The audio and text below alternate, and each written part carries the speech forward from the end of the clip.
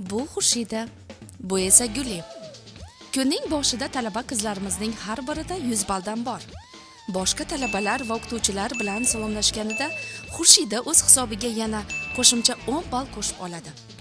Guli esa salomlashni e'tiborsiz qoldirgani sababli shu 10 balldan ayrildi.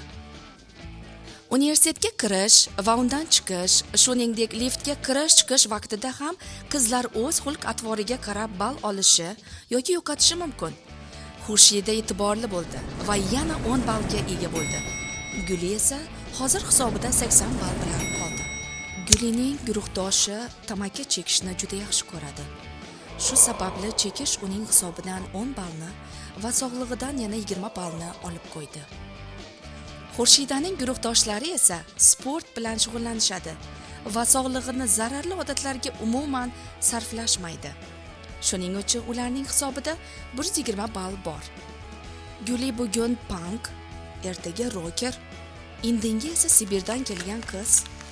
Xo'sh, bu safar u kimning qiyofasida? Xurshidaning esa tashqi ko'rinishidan juda ham mas'uliyatli, eng avvalo bilim olish uchun kelgan talaba ekanini anglash mumkin. Gulining guruhdoshlari dars vaqtida uning tushlikka nima olib kelganini hididan bilib olishadi.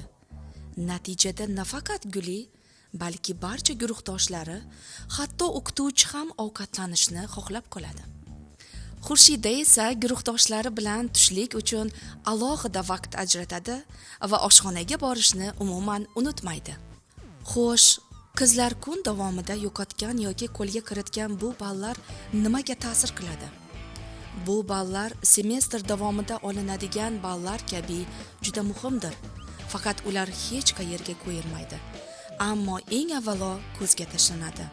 A'lo va namunali talaba esa nafaqat dars jarayonida, balki Ranch universitetidagi butun ta'lim davomida imkon qadar ko'proq ball to'plashga intiladi.